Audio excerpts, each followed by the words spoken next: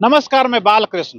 आज interview section में हम बात करेंगे राजकुमार पासवान जी से। इनका दावा है कि केंद्र में जो मंत्री हैं चिराग पासवान, उनकी सदस्यता बहुत जल्द चली जाएगी। आखिर क्या दलील इनके पास है? चिराग पासवान की बात आप कर रहे हैं, केंद्रीय में मंत्री हैं और अभी कद्दावर नेता बिहार से हैं, और आप उनके सदस्यता पे सवाल एक तरह से खड़ा कर रहे हैं और कह रहे हैं कि उनकी सदस्यता चली जाएगी। क्या वजह है? देखिए, ये मैं नहीं कह रहा हूँ, ये दिल्ली हाई कोर्ट में एक याचिका दायर की गई है और याचिकाकर्ता कौन है मुझे नहीं मालूम, लेकिन मैं खबर के माध्यम से सोर्स को जानने की कोशिश किया तो पता चला कि चिराग पासवान हाजीपुर से जब हलफनामा दिए, हाजीपुर लोकसभा में नामांकन पेश किया, तो अमूमन जो भी उम्मीदवार होते हैं, लोकसभा का हो, चाहे विधानसभा का हो, चाहे राज्यसभा का हो, चाहे एमएलसी का हो, अपने एक हलफनामा देना पड़ता है। उस हलफनामा में ये बताना पड़ता है कि मेरे ऊपर कोई आपराधिक मामले नहीं है,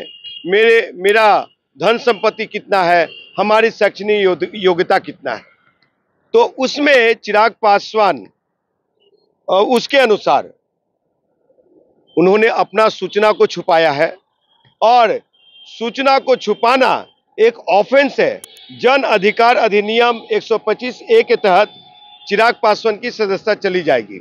मैं इसलिए कह रहा हूं कि उनका एक केस पार्लियामेंट स्ट्रीट में यौन उत्पीड़न का दर्ज है, उस केस का हवाला नहीं दिया। और दो में वो तो उनके भाई के नाम से है क्या? प्रिंस राज का है और प्रिंस राज के साथ सहयोगी के रूप में उनका भी नाम है, एक्यूज्ड में नाम है। हाँ, जब एफआईआर हो चुके हैं तो एफआईआर अगर जितने भी लोग होते हैं उनके ऊपर एफआईआर अगर हो गई तो उसका सूचना देना पड़ता है चुनाव आयोग को। उन्होंने नहीं दिया। और भी मुझे सोर्स से पता चला है कि उनके खिलाफ दो है और दो मुख्य अभियुक्त में है, ये मतलब दोनों में मुख्य अभियुक्त में है, उन पे एफआईआर है। दो अन्य मामले पार्लियामेंट वाले के अलावे मैंने दो अन्य मामला। हाँ, ये चीज। और एक चीज और बता दूं कि एक स्वाति पटेल लड़की है, महिला है, उन्होंने वीडियो जारी किया था चुनाव के दरमियान कि हमारी जिला न्यायालय जिला का जो रिटर्निंग ऑफिसर सुना नहीं, बिहार मुख्य निर्वाचन सुना नहीं, वो बताने गई थी, लिखित रूप से प्रमाण के साथ गई थी कि चिराग पासवान जो हलफनामा दिए उस हलफनामा में 0% ये क्राइम बताया है कि मेरे ऊपर कोई एफआईआर नहीं है, किसी तरह का न्यायालय में मेरा मामला लंबित नहीं है। तो ये झूठा उन्होंने इन्फॉर्मेशन दिया। बिहार के और देश से की जनता से झूठ बोल रहे हैं। नरेंद्र मोदी साहब को, अमित शाह जी को, निर्वाचन आयोग को एक्शन लेना चाहिए। कुछ भी नहीं। आपको बता दूं साहब कि चिराग पासवान, मैं पहले कहता था कि चिराग पासवान झूठ बोलने का मशीन है। ये बिहार फर्स्ट, बिहारी फर्स्ट नहीं है, ये चिराग फर्स्ट, परिवार फर्स्ट, बाहुबली फर्स्ट, चिराग फर्स्ट और एपी फर्स्ट, चिराग फर्स्ट का ये जमावड़ा है। आपको बता दूं, टिकट बेचने का भी आरोप है। टिकट बेचवा चिराग भी ट्रोल किया ट्विटर पे।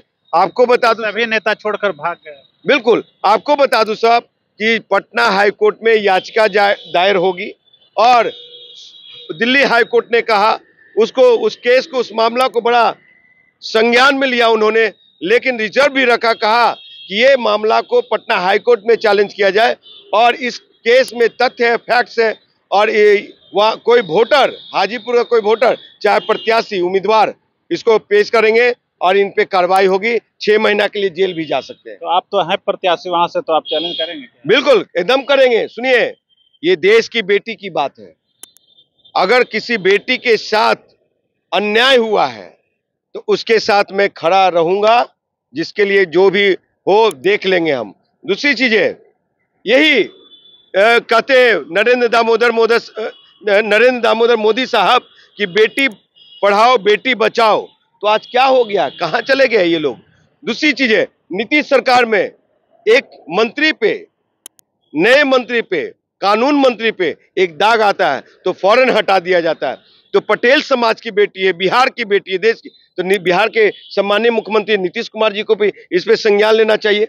क्यों नहीं ले रहे? ये बड़ा दुर्भाग्यपूर्ण है और चिराग पासवान के खिलाफ कार्रवाई होगी। हाई कोर्ट, सुप्रीम कोर्ट और लोकतंत्र जिंदा है। कोई छुपा लेंगे, मुझे भी देना पड़ा। अगर मेरे खिलाफ कोई है तो लाके बता दे कि मेरे ऊपर कोई एफआईआर है, समझे? तो ये झूठों की सरकार है। ये भारतीय जनता पार्टी का मतलब ही होता है कि जितने भी भ्रष्टाचारी हैं, उनको संरक्षण देने वाली पार्टी है, समझे। और ये लोग उसमें सुरक्षित महसूस करते हैं। तो लेकिन चिराग पासवान की राजनीति तो अभी हाई है और वो लालू यादव को अभी कटघरे में खड़ा कर रहे हैं। लालू यादव पर आरोप लगा रहे हैं कि वह नरगल प्रलाप करके फंसा के अपने वोटर को सिर्फ रख रहे हैं। सुन लीजिए, माननीय मंत्री चिराग पासवान जी को जानकारी का अभाव है। बिहार का भूगोल, इतिहास भूगोल का पता नहीं है। वो आते हैं एक राजा का बेटा की तरह और बोल के चैनल पे चले जाते हैं। साहब, लालू प्रसाद यादव ने सामाजिक न्याय का नींव रखा बिहार में, गरीब शोषित वंचितों को अधिकार दिलाने का काम किया, कुर्सी पे बैठने का अधिकार दिया और उनके राज में सबसे ज्यादा पासवान सदन का मुंह देखा। वो चाहे क्या कहते हैं वीरचंद्र पासवान हो, कमल पासवान हो, सुरेश पासवान हो, ब्रह्मदेवानंद पासवान हो, चाहे और भी उनके खुद रामविलास पासवान जी को उन्होंने भेजा है। रामविलास पासवान जी को भी मदद किया राज्यसभा जाने में। आपको बता दूं कि चिराग पासवान जो आज बात कर रहे हैं, तो ये अपने परिवार के अलावा चाहे उनके पिताजी, और ये 5 सीटें 7 सीटें जो हमेशा मिला है, चिराग को मिला है क्या? बिहार के पासवानों की ताकत को मिला है। और उस ताकत पे चिराग पासवान अपने आप को कहते हैं कि मुझे मिला है। किसको किसको टिकट दिए? एक अपने जीजा को, एक खुद लड़े और एक नकली दलित को दिया। साहब, ये कौन सा आप आईना दिखा रहे हैं? बाकी सब बेच दिया। तो किसी मेरे जैसे गरीब दलित को सदन पहुंचाने का काम किया क्या चिराग पासवान? है हिम्मत क्या इनको? ये लोग सिर्फ मलाई खाने वाले लोग हैं, नकली दलित, नागपुरी संघी दलित बन करके और बिहार के दलितों को दिग्भ्रमित करने का काम कर रहे हैं। ऐसे लोग ज्यादा दिन तक नहीं टिक पाएंगे राजनीति में। आज जरूर मोदी का हनुमान बन करके केंद्र में मंत्री बन चुके हैं, लेकिन अभी तो चाचा को भारतीय जनता पार्टी ने चुनाव से पहले हटाया, फिर कुछ और वायदा किए थे, अब राज्यसभा भी चला गया, राज्यपाल भी चला जाएगा। उसी तरह से चिराग पासवान भी 5 साल तक चलेंगे, बाकी साफ, इनका भी सुपड़ा साफ हो जाएगा। खैर, भविष्य क्या होगा ये तो बात की बात है, लेकिन अभी वर्तमान में बिहार और राष्ट्रीय स्तर पे चिराग पासवान कद्दावर नेता बने हुए हैं और दूर दूर तक अभी उनके इर्द गिर्द कोई दूसरा नेता नजर नहीं आ रहा है। नमस्कार। अगर आपको ये खबर अच्छी लगी तो चैनल को सब्सक्राइब करना नहीं भूलें और बेल आइकन जरूर दबाएं।